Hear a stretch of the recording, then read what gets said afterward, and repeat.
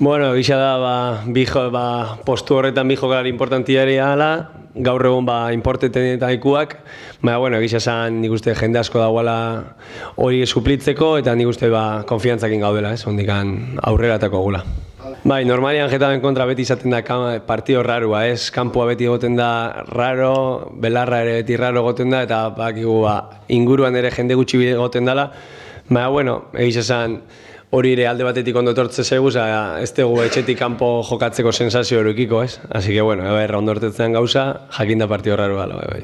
Ekipo bezala, adibidez niri oso ekipo nahi irutze jata eta oso kompensagoa, ez? Ni usteet plantilla bezala banan juten bazera, hor goizan egoteko ekipo bat irutze jata eta oso zaila izango jako, usteet.